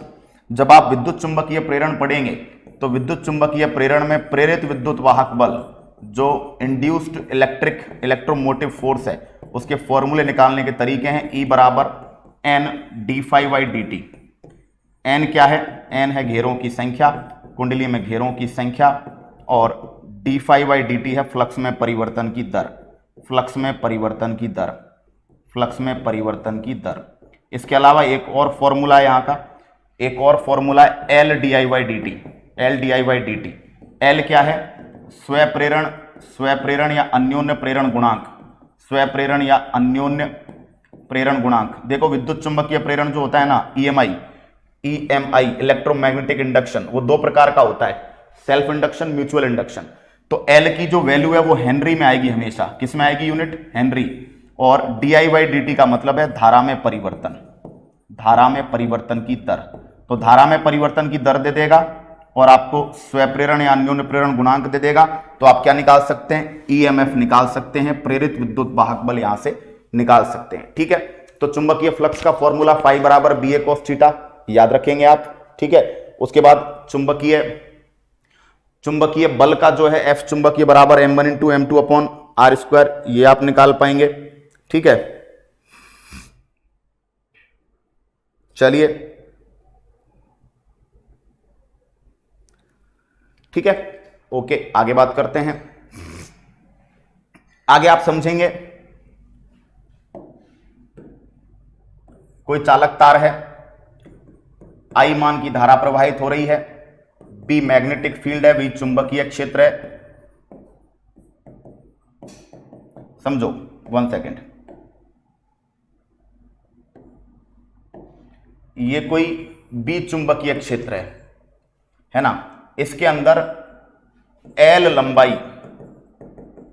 का चालक तार, एल लंबाई का चालक तार है। ठीक है, जिसमें आई धारा प्रवाहित हो रही है और इसको थीटा एंगल पर चुंबकीय क्षेत्र में प्रवेश करवा दिया जाए। चुंबकीय क्षेत्र में प्रवेश, यानी कि एल लंबाई के चालक तार को, जिससे आई मान की धारा प्रवाहित हो रही है, इस चालक तार को बी मैग्नेटिक फील्ड के एक क्षेत्र में प्रवेश करवाया जा रहा है। तो इस पर लगने वाला चुंबकीय बल, इस पर लगने वाला चुंबकीय बल F निकाला जाएगा आई बी एल साइन थीटा। किससे निकाला जाएगा? आई बी एल साइन थीटा। आई क्या है? करंट, बी है मैग्नेटिक फील्ड इंटेंसिटी, एल है लंबाई, साइन थीटा जिस एंगल पर प्रवेश करवाया जा रहा है उसकी साइन में वैल्यू निकाल पाएंगे, है ना। तो याद रखिएगा, किसी धारावाही चालक जिसकी लंबाई एल है, जिससे आई मान की धारा प्रवाहित हो रही है, उसको बी चुंबकीय क्षेत्र में प्रवेश करवाया जाए तो दोस्तों उस पर लगने वाला चुंबकीय बल F बराबर आई बी एल साइन थीटा से निकाला जाएगा।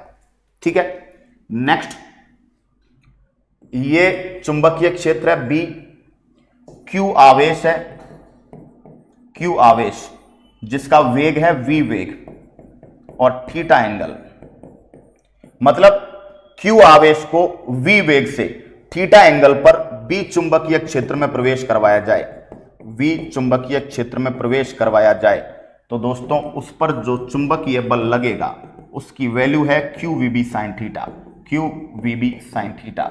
समझ गए? कंसेप्ट सुन लीजिएगा, कंसेप्ट बता रहा हूं सीधा। Q आवेश को V वेग से थीटा कोण पर B चुंबकीय क्षेत्र में प्रवेश करवाया जाए तो लगने वाला चुंबकीय बल F बराबर QVB sin थीटा।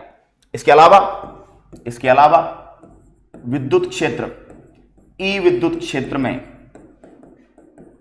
Q आवेश पर लगने वाला विद्युत बल, अगर विद्युत बल निकालना है किसमें? इलेक्ट्रिक फील्ड में, किस आवेश पर? Q आवेश पर, तो F बराबर QE। अरे यार, E बराबर था F अपॉन Q, है ना, तो F बराबर क्या आएगा? QE। यहां से आप क्या कर सकते हो? चार्ज की वैल्यू निकाल सकते हो। ठीक है, क्लियर हुई बात? समझ में आ पा रही है मेरी बात, मैं क्या कहना चाह रहा हूं? तो करंट इलेक्ट्रिसिटी का एक एक फॉर्मूला आपके टिप्स पर लाने का मेरा पूरा प्रयास है कि आप समझ पाए इसको। ठीक है, क्लियर? इसके बाद दोस्तों ट्रांसफार्मर आप पढ़ते हैं। ट्रांसफार्मर में दो कॉइल होती हैं। ठीक है, एक होती है प्राइमरी कॉइल, इसमें आपने इनपुट वोल्टेज दिया EP। ये है सेकेंडरी कॉइल, इसमें क्या करते हैं? आउटपुट वोल्टेज निकालते हो आप, आउटपुट वोल्टेज निकालते हो ES। इस कुंडली में घेरों की संख्या है NP सर्कल्स और इस कुंडली में घेरों की संख्या है NS सर्कल्स। तो जो ट्रांसफार्मर फॉर्मूला है, ट्रांसफार्मर फॉर्मूला जो आपका है वो क्या होता है बताइए? वो होता है ES अपॉन EP बराबर NS upon NP। ES upon EP बराबर NS अपॉन NP। ये कौन सा फॉर्मूला हो गया? ये आपके ट्रांसफार्मर फॉर्मूला हो गया। द्वितीयक कुंडली में विद्युत वाहक बल अपॉन प्राथमिक कुंडली में विद्युत वाहक बल, EMF in secondary coil, EMF in primary coil बराबर number of circles in secondary coil, number of circles in primary coil. ठीक है, आप इस तरह इसको क्या कर सकते हो, लिंक कर सकते हो। ठीक है, अब न्यूमेरिकल्स जिस टॉपिक में ज्यादा हैं वो एक टॉपिक और आपका बच रहा है, and that is gravitation. Gravitation, गुरुत्वाकर्षण। देखिएगा दोस्तों, गुरुत्वाकर्षण में दो द्रव्यमानों के बीच लगने वाला बल है, दो द्रव्यमान m1 m2, इनके बीच की दूरी r, तो इनके बीच लगने वाला जो ग्रेविटेशनल फोर्स है, ग्रेविटेशन फोर्स, ये दोनों द्रव्यमानों के गुणनफल के समानुपाती और बीच की दूरी के वर्ग के व्युत्क्रमानुपाती है। प्रोपोर्शनल को हटाकर g हम एक साइन लगाते हैं, gm1 m2 upon r square. g की वैल्यू होती है f into R square upon m1 m2, तो इसकी जो यूनिट बनेगी वो क्या बनेगी, न्यूटन इंटू मीटर स्क्वायर पर किलोग्राम स्क्वायर, और इसकी वैल्यू होती है 6.67 इंटू 10⁻⁻11। इसको बोलते हैं सार्वत्रिक गुरुत्वीय नियतांक, यूनिवर्सल ग्रेविटेशनल कांस्टेंट। इसकी वैल्यू कहीं पर भी बदलती नहीं है। तो ये तो कैपिटल जी है ना, ये क्या बताइए, कैपिटल जी। ठीक है, ये क्या है आपका बड़ा वाला जी, सार्वत्रिक गुरुत्वीय स्थिरांक। ठीक है, तो दो द्रव्यमानों के बीच लगने वाला गुरुत्वाकर्षण बल दोनों द्रव्यमानों के गुणनफल के समानुपाती और इनके बीच की दूरी के स्क्वायर के क्या होता है, रिवर्स प्रोपोर्शनल होता है। ठीक है, अब हम बात करेंगे गुरुत्वीय त्वरण, ग्रेविटेशनल एक्सीलरेशन, है ना। गुरुत्वीय त्वरण का मतलब क्या है, जैसे हम लोग पढ़ते हैं त्वरण क्या होता है, वेग में वृद्धि। तो ग्रेविटेशन के अधीन जो ऑब्जेक्ट गति कर रहा है उसके वेलोसिटी में पर सेकंड कितना चेंज आ रहा है, तो इसका फॉर्मूला है g बराबर gm अपॉन आर स्क्वायर। जी तो आप जानते ही हैं, सार्वत्रिक गुरुत्वीय नियतांक, वैल्यू कांस्टेंट है। m यहां पर ग्रह का द्रव्यमान है, ग्रह का द्रव्यमान, है ना, और r यहां पर है ग्रह की त्रिज्या। मतलब गुरुत्वीय त्वरण का मान ग्रह के द्रव्यमान और ग्रह की त्रिज्या पर डिपेंड करता है। ठीक है, जी अर्थ, पृथ्वी पर गुरुत्वीय त्वरण का मान है 9.8 मीटर पर सेकंड स्क्वायर, और जी मून, चंद्रमा पर जो जी का मान है वो पृथ्वी पर जी के मान की तुलना में कितना है बताओ, 1/6 है। क्लियर हो गई बात। इसका मतलब गुरुत्वीय त्वरण, अब सुनिएगा, जब वस्तु नीचे आ रही है तो जी हमेशा, भाई ग्रेविटेशन वो फोर्स है जो हमेशा नीचे की ओर लगता है, तो जी को पॉजिटिव लेते हैं। और जब वस्तु को ऊपर फेंक रहे हैं तो जी आपका क्या होता है बताइए, नेगेटिव। ठीक है, तो जब वस्तु को नीचे लाया जाता है जी पॉजिटिव होता है, जब वस्तु को ऊपर ले जाते हैं जी नेगेटिव होता है। ठीक है, क्लियर हो गई। ये क्या है, एक बात बताओ, F बराबर होता है ma। नॉर्मल कोई बल लग रहा है तो त्वरण के गुणनफल होता है, तो W गुरुत्वीय बल m इंटू क्या होगा, g। इसका मतलब गुरुत्वीय त्वरण जितना ज्यादा होगा गुरुत्वीय बल उतना ही ज्यादा लगेगा। ठीक है, क्लियर हो गई बात। चलिए पहले यहां समझिए, तो g की वैल्यू जितनी ज्यादा होगी उतना ही ज्यादा क्या होगा बताइए, उतना ही ज्यादा गुरुत्वाकर्षण बल लगेगा, और जिस वस्तु का जितना ज्यादा गुरुत्वाकर्षण बल लगेगा उस वस्तु का वेट उतना ही ज्यादा होगा। अब जी की वैल्यू समझिए, गुरुत्वीय त्वरण का मान पृथ्वी के सेंटर पे 0 होता है, पृथ्वी की सतह पर मैक्सिमम होता है। हाइट पर जाओगे जी घटेगा, गहराई में जाओगे जी घटेगा, और सतह पर बात करते हो तो पोल्स पर जी की वैल्यू मैक्सिमम है, और इक्वेटर मतलब भूमध्य रेखा पर जी की वैल्यू मिनिमम है। ठीक है, क्लियर हो गई बात यहां तक। ठीक है, अब दोस्तों W बराबर होता है m इंटू जी। किसी भी वस्तु का भार क्या होता है, किसी भी वस्तु पर लगने वाला गुरुत्वीय बल, किसी भी वस्तु पर जो गुरुत्वीय बल लगता है उसको भार से लिंक करते हैं। W बराबर m इंटू जी। m तो द्रव्यमान है, द्रव्यमान कांस्टेंट है, और g क्या, गुरुत्वीय त्वरण। तो गुरुत्वीय त्वरण का मान अलग अलग ग्रह पर बदलता रहता है। ठीक है, जी अर्थ बराबर 6 इंटू जी मून। चंद्रमा पर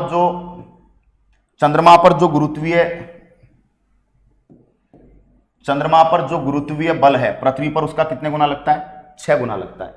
बोलो समझ में आ रही है बात। क्यों, क्योंकि चंद्रमा पर जी की वैल्यू क्या होती है, 1/6 होती है। समझ में आ गई बात। इसलिए पृथ्वी पर गुरुत्वाकर्षण बल जो होता है वो चंद्रमा की तुलना में 1/6 लगता है। तो पृथ्वी पर किसी वस्तु का भार है ना, अगर कितना आ रहा है, पृथ्वी पर भार अगर आ रहा है W, तो चंद्रमा पर किसी वस्तु का भार कितना आएगा, चंद्रमा पर भार कितना आएगा, W/6, है ना। इसका मतलब किसी वस्तु का वेट पृथ्वी के केंद्र पर क्या आएगा, 0, है ना। सतह पर वेट मैक्सिमम आएगा, हाइट पे जाओगे तो वेट क्या होगा, घटेगा, गहराई में जाओगे वेट घटेगा। किसी भी वस्तु का वेट मैक्सिमम कहां पे आएगा, ध्रुवों पे, और किसी भी वस्तु का वेट मिनिमम कहां पे आएगा, भूमध्य रेखा पर। क्यों? क्योंकि वेट जो होता है वो किस पर निर्भर करता है, सीधे सीधे गुरुत्वीय त्वरण पर, है ना। किसी भी ग्रह पर, किसी भी ग्रह द्वारा उस ग्रह पर मौजूद वस्तुओं पर लगने वाला गुरुत्वीय बल क्या कहलाता है, भार कहलाता है। तो भार जो होता है निकाला जाता है m इंटू जी से। m तो कांस्टेंट है, g की वैल्यू चेंज होती है ना। तो पृथ्वी पर भार चंद्रमा पर किसी भी वस्तु के भार का 6 गुना होगा, यानी कह सकते हो चंद्रमा पर भार पृथ्वी पर किसी भी वस्तु के भार का क्या हो जाएगा, 1/6 हो जाएगा। ठीक है। कैसे कैसे चेंज आता है गुरुत्वीय त्वरण में और वेट में, वो मैंने आपको बता दिया है। गहराई के साथ, ऊंचाई के साथ गुरुत्वीय त्वरण और भार व्यक्ति का घटता है। ठीक है। और जब हम बात करते हैं ध्रुवों पर वेट मैक्सिमम आता है और इक्वेटर पर वेट मिनिमम आता है, पृथ्वी की सतह की बात जब करें। ठीक है, क्लियर। आगे बात करते हैं। अब हम लोग बात करें हाइट के अनुसार, हाइट से जी में चेंज, हाइट से जी में चेंज कितना आता है। तो हाइट से जी में चेंज निकालते हैं, जी बराबर GM upon R plus H का होल स्क्वायर, है ना। M तो आप जानते हैं, G हो गया सार्वत्रिक गुरुत्वीय नियतांक, यूनिवर्सल ग्रेविटेशनल कांस्टेंट। M हो गया क्या, M हो गया ग्रह का द्रव्यमान, है ना। R हो गई ग्रह की त्रिज्या और H हो गई सतह से ऊंचाई, सतह से ऊंचाई। इस फॉर्मूले के द्वारा आप क्या करोगे, गुरुत्वीय त्वरण में चेंज निकालोगे। किसके किसके साथ चेंज निकालोगे, हाइट के साथ चेंज। क्लियर। गहराई से चेंज, गहराई से जी में चेंज कैसे आएगा, गहराई से जी में चेंज, तो गहराई से जी में चेंज आएगा G डैश बराबर G 1 minus D upon R। इस फॉर्मूले से D क्या है, गहराई, R क्या है, रेडियस। इस फॉर्मूले से निकालोगे तो आपको नया G पता चल जाएगा, है ना। और घूर्णन, पृथ्वी के घूर्णन से निकालना है तो G डैश बराबर G minus omega square R cos square theta. इस फॉर्मूले से निकाला जाएगा घूर्णन के अनुसार। मान लो घूर्णन करना बंद कर दे, पृथ्वी का घूर्णन बंद हो जाए, पृथ्वी घूर्णन बंद कर दे, तो कोणीय वेग 0, कोणीय वेग 0, तो ये पूरी वैल्यू 0। इसका मतलब G डैश बराबर क्या हो जाएगा, G। समझ में आ गई बात। पृथ्वी घूर्णन बंद कर दी तो पृथ्वी पे सब जगह जो गुरुत्वीय त्वरण का मान है वो किसके बराबर हो जाएगा, G के बराबर 9.8 के बराबर हो जाएगा। क्लियर हो गई बात। पृथ्वी के घूर्णन के कारण पृथ्वी के घूर्णन का कारण जो ग्रेविटेशनल एक्सीलरेशन है उसकी वैल्यू क्या होती है, घटती है ना। घूर्णन बंद कर देंगे तो क्या हो जाएगी, बढ़ जाएगी। ठीक है, आगे बात करें। अगर लिटिल हाइट या डेप्थ है, यानी हाइट या डेप्थ जो दी हुई है वो पृथ्वी की त्रिज्या की तुलना में बहुत कम है, तो दोस्तों हाइट के कारण, हाइट से जी में प्रतिशत परिवर्तन, जी में परसेंटेज चेंज निकालना हो, या डेप्थ से जी में परसेंटेज चेंज निकालना हो, डेप्थ से गुरुत्वीय त्वरण में परसेंटेज चेंज निकालना हो, तो इसके लिए फॉर्मूला है -2h/r × 100। इसके लिए -d/r × 100। मतलब समझो, आपसे पूछा जाए पृथ्वी से 32 किलोमीटर की हाइट पर, 32 किलोमीटर की हाइट पर क्या होगा, तो बताओ 2 × 32/6400 पृथ्वी की त्रिज्या है इंटू 100। बताओ ये काटा ये गया, यानी 1% की कमी। गुरुत्वीय त्वरण में कितने परसेंट की कमी आ जाएगी, 1% की कमी आ जाएगी, है ना। और आपसे पूछा जाए 64 किलोमीटर गहराई पर क्या होगा, 64 किलोमीटर गहराई पर जी में कितना परसेंट चेंज आएगा, तो -64/6400 × 100। बताओ यहां पर भी कितना, 1% की कमी। ठीक है, तो याद रखिएगा 32 किलोमीटर की ऊंचाई पर जितना चेंज होता है उतना 64 किलोमीटर की गहराई पे होता है। समझ गए। तो दोनों फॉर्मूले याद रखिएगा, -2h/r × 100 और -d/r × 100। दोनों फॉर्मूलों को क्या करेंगे, याद रखेंगे। ठीक है,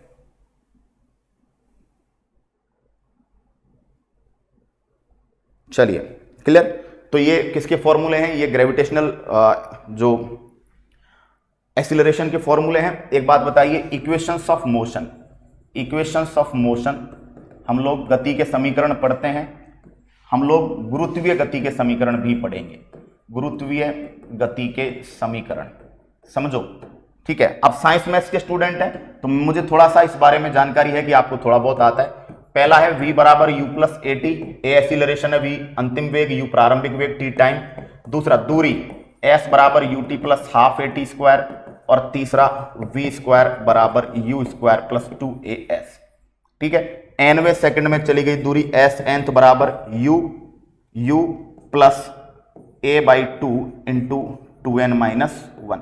यानी अगर स्वतंत्रता पूर्वक गिराया है, स्वतंत्रता पूर्वक, तो nवें सेकंड में चली गई दूरी s nth बराबर डायरेक्ट निकाल सकते हैं a by 2 into 2n minus 1 से। ठीक है, ये फॉर्मूला याद रखिएगा। a बाई 2, nवां सेकंड n है, a क्या है त्वरण, 2 का भाग लगाएंगे। ठीक है, गुरुत्वीय गति के समीकरण, जब वस्तु ऊपर जा रही हो, वस्तु ऊपर जा रही हो, दूसरा वस्तु नीचे जा रही हो। अब देखो चेंज क्या आएगा, समझो मेरी बात। जब गुरुत्वीय गति पढ़ेंगे, गुरुत्वीय गति पढ़ेंगे तो a कन्वर्ट हो जाएगा g में, है ना, और जो दूरी है वो कन्वर्ट हो जाएगी हाइट में। ये तो चेंज आएगा ही। तो बताओ ऊपर जा रहे हैं, ऊपर जा रहे हैं, ऊपर जा रहे हैं तो g नेगेटिव, नीचे आ रहे हैं g पॉजिटिव। तो पहला v बराबर u माइनस जी टी, है ना, पहला समीकरण। दूसरा s की जगह h आएगा, h बराबर U T minus half G T square, है ना। और तीसरा v स्क्वायर बराबर you square minus 2gh। a की जगह g कर दिया आपने, और हाइट की जगह क्या कर दिया, दूरी की जगह h। यहां क्या कर देंगे, प्लस v बराबर u plus G T, v बराबर u plus G T, h बराबर U T plus half G T square, और v स्क्वायर बराबर u स्क्वायर प्लस 2gh। समझ में आ गई बात। ठीक है, तो ये गुरुत्वीय गति के समीकरण और इक्वेशंस ऑफ मोशन दोनों मैंने यहां पर आपके क्या करवा दिए हैं, कवर करवा दिए हैं। समझ में आ रही है बात, आ रही होगी। ठीक है, अब जब किसी वस्तु को स्वतंत्रता पूर्वक गिराया जाएगा, ठीक है, स्वतंत्रता पूर्वक क्या किया जाएगा, गिराया जाएगा, तो आप पढ़ेंगे h बराबर U T plus half G T square. स्वतंत्रता पूर्वक गिराया जाए, स्वतंत्रता पूर्वक किसी वस्तु को गिराएं, तो बताओ u0, तो h बराबर हाफ जी टी स्क्वायर, तो जी टी स्क्वायर बराबर 2h, टी स्क्वायर बराबर 2h बाई जी, तो t बराबर रूट 2h बाई जी। यानी धरातल पर पहुंचने का जो समय है वो दोस्तों द्रव्यमान पर डिपेंड नहीं करता। ये बहुत इंपॉर्टेंट बात है। यानी क्वेश्चन आता है, वैसे ये वैक्यूम में लागू होता है, वैसे ये 100% वैक्यूम में लागू होता है, लेकिन सरफेस पर भी लागू करके मानते हैं कि दो अलग अलग द्रव्यमान, एक 50 kg का, एक 100 kg का, दोनों को सेम हाइट से नीचे छोड़ दिया जाए, है ना, तो ये टी टाइम में पहुंचेगा, ये भी टी टाइम में पहुंचेगा, दोनों साथ साथ धरातल पर पहुंचेंगे। ये बहुत इंपॉर्टेंट फैक्टर है। क्लियर हो गई बात यहां तक। ठीक है, तो ये बात याद रखिएगा। इसके बाद मैं आपको एक फॉर्मूला बता देता हूं। पलायन वेग, एस्केप वेलोसिटी, बराबर होता है √2gm/r, है ना। यहां पर भी m बराबर ग्रह का द्रव्यमान और r बराबर ग्रह की त्रिज्या। यानी पलायन वेग का मान भी ग्रह पर निर्भर करता है। इसका एक और फॉर्मूला है v बराबर √2rg। यहां पे क्या आ चुका है, गुरुत्वीय त्वरण।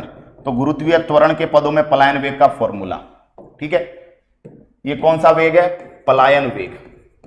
इसके बाद एस्केप वेलोसिटी के बाद एक लास्ट फॉर्मूला मैं आपको ऑर्बिटल वेलोसिटी, कक्षीय वेग का बता देता हूं। कक्षीय वेग vo बराबर होता है √gm/r, है ना। जब पलायन वेग के पदों में लिखोगे तो vo बराबर √rg, 2 हटा दोगे। अब एक बात बताओ, ये √2gm/r है, ये gm/r है। इसका मतलब पलायन वेग जो होता है उसको कक्षीय वेग को √2 से गुना करके आप ला सकते हो। मतलब पलायन वेग जो होता है वो 1.41 गुना होता है किसका, कक्षीय वेग का। समझ में आ गई बात। ठीक है, तो यहां से आप ऑर्बिटल वेलोसिटी और एस्केप वेलोसिटी का फॉर्मूला, ये ध्यान रखिएगा, पलायन वेग का मान ग्रह के द्रव्यमान और ग्रह की त्रिज्या पर डिपेंड करता है। जो वस्तु आप फेंक रहे हैं उसके मास पर डिपेंड नहीं करता। तो हमने दोस्तों आज की क्लास में जो इंपॉर्टेंट फॉर्मूले जहां पर भी जरूरत है, देखिए न्यूक्लियर फिजिक्स में बहुत लिटिल बिट कोई इक्का दुक्का फॉर्मूला होगा, इलेक्ट्रॉनिक्स में भी कोई लिटिल बिट फॉर्मूला होगा, है ना। नंबर सिस्टम वो अलग है, वो कंप्यूटर का पार्ट है, उसको अभी होल्ड पे रख रहे हैं। वो क्लास में ही फॉर्मूले, उसमें थ्योरेटिकल पोर्शन में ही फॉर्मूले हैं। ठीक है, तो मैं आपको मोशन पूरा लीनियर एंगुलर, मैं आपको मेजरमेंट, प्रेशर फ्लूइड डायनेमिक्स, इसके बाद करंट इलेक्ट्रिसिटी, मैग्नेटिज्म और साथ में ग्रेविटेशन, इनके फॉर्मूले मैं आज की क्लास में आपको कंप्लीटली डिस्कस कर चुका हूं। 90% जो फॉर्मूले जो आपके सिलेबस में फिजिक्स में काम आने वाले हैं वो यहां हैं। ठीक है, बाकी आप सब साइंस मैथ्स के स्टूडेंट्स हैं, जल्दी से जल्दी इनको पकड़ कीजिएगा और आगे हम लोग अपनी मेडिकल क्लासेस में लगातार मिलने वाले हैं। थोड़ा सा स्पीडली सेशन को रखा because I know you all are science maths students. तो नोट्स बनाइएगा प्रॉपर, इन सब फॉर्मूलों को याद करके टिप्स पे ले डालिएगा और आगे बात करेंगे रेगुलर सेशंस में। तब तक के लिए टाटा बाय बाय, जय हिंद।